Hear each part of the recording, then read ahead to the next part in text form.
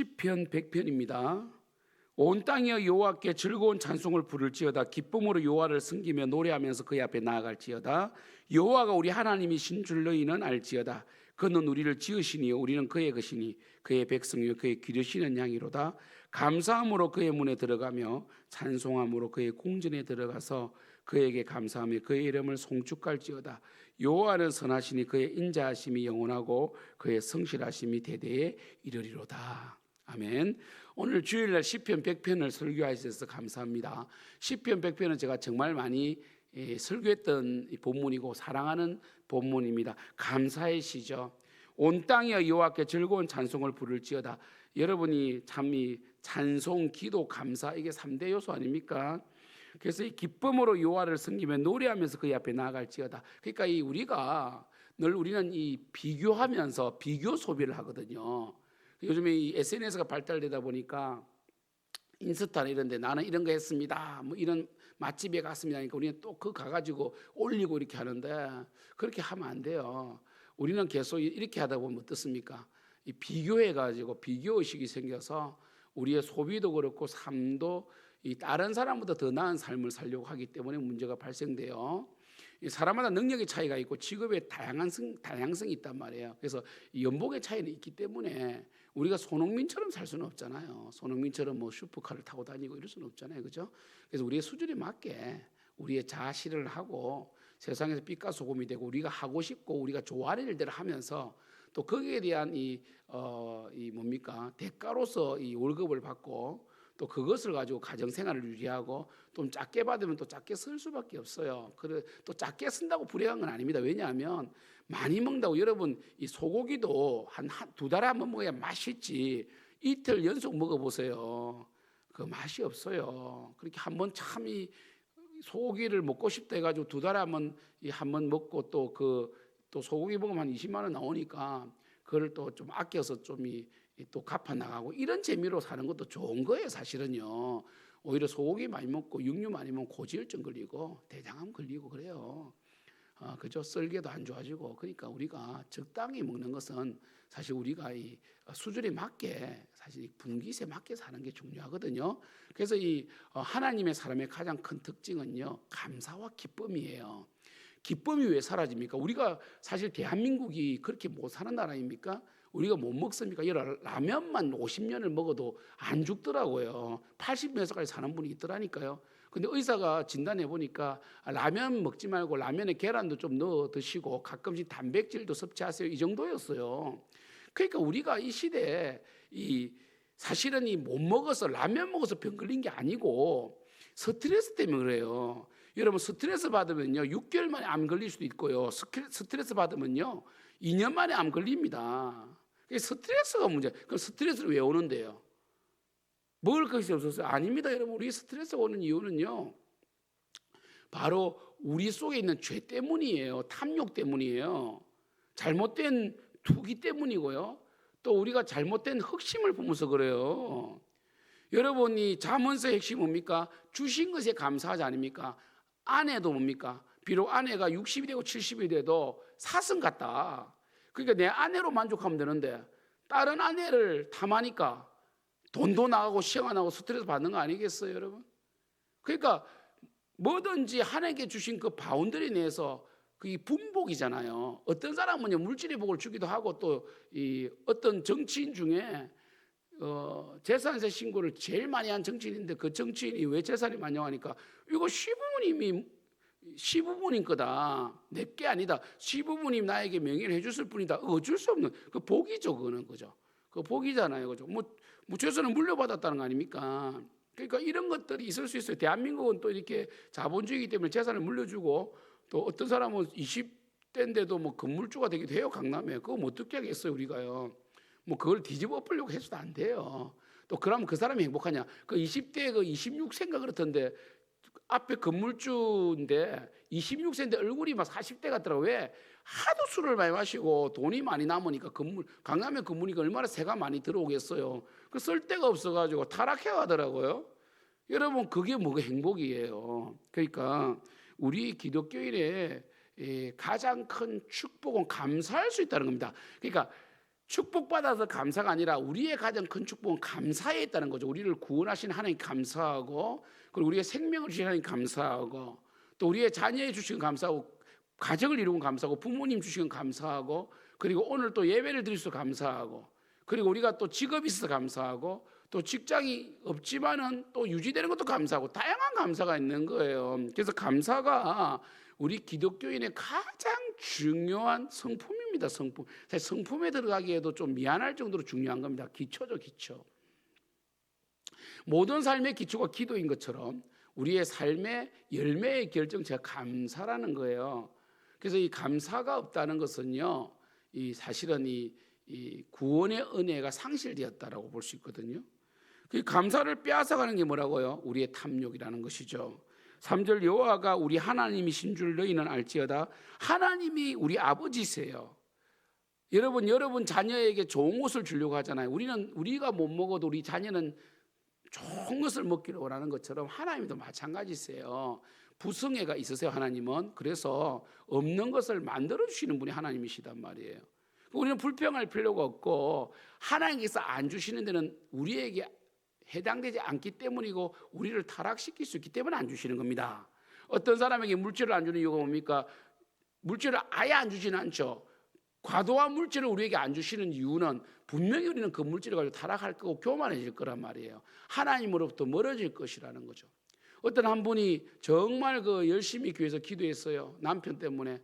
남편 정말 핍박 때문에 기도했는데, 근데 진짜 참 늘 울고 그랬는데 남편이 진짜 죽었어요. 죽었는데 몰랐는데 보험을 들어놔가지고 사망보험이 나온 거예요. 한 몇 억이 나온가 봐요. 그때부터 교회를 안 온다는 거예요. 자기 남편이 핍박하고 남편이 그랬을 때는 교회 와서 기도하고 그렇게 하나님께 기도하더니, 남편이 죽고 그 보험금을 타고 나니까 교회를 안 온다는 거예요.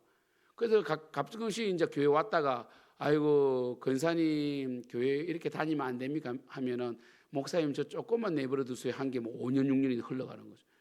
그래서 보세요, 하나님께서 여러분 매덕을 타도 그래 되는데 우리 타락할 수 있다는 거예요.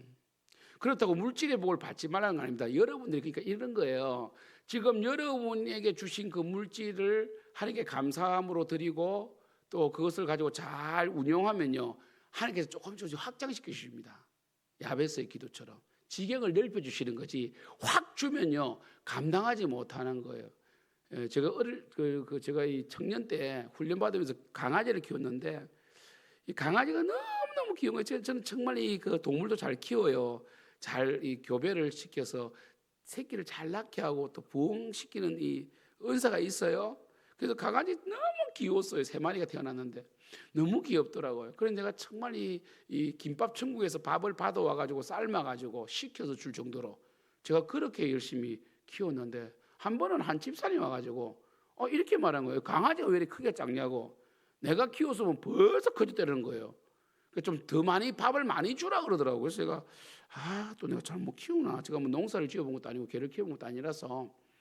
그 집사님 말을 듣고 그 다음부터 2배를 줬는데, 강아지가 막 달라져서 먹더라고요. 여러분, 짐승은 이 본능이 강하잖아요. 절제가 안 되잖아요. 우리 인간도 식욕 절제가 안 돼.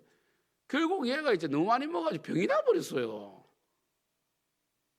내가 준 게 적당했던 거죠. 그래가지고 나는 괜히 그 이야기 듣고 좀 빨리 키우려고 하다가 죽어버렸다니까요.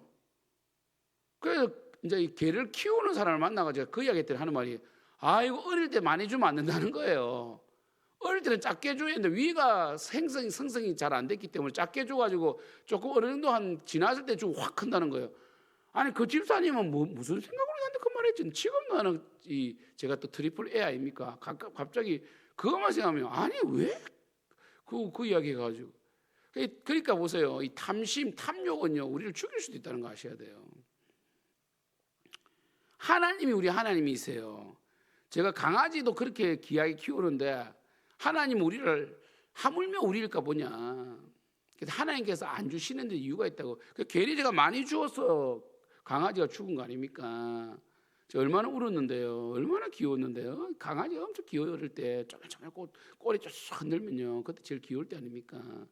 그러니까 참 보면 이 탐심이 스트레스를 낳고 스트레스가 감사를 잊게 만들고 또 주신 것을 잘 감당해야 된다는 거예요. 지경을 넓힌다.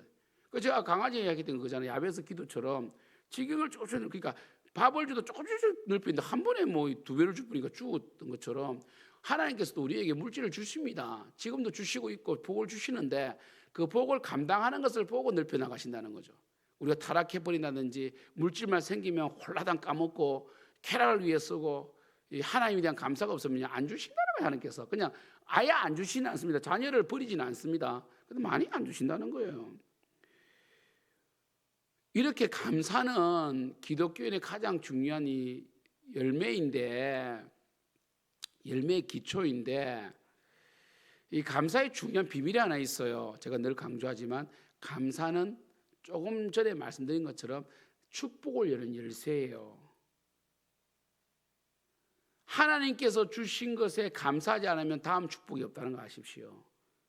4절 감사함으로 그의 문에 들어가며 찬송함으로 그의 궁정에 들어가서 그에게 감사하며 그의 이름을 송축할지어다. 보십시오. 문을 여는 열쇠가 감사라는 거죠. 감사는 축복의 열쇠입니다.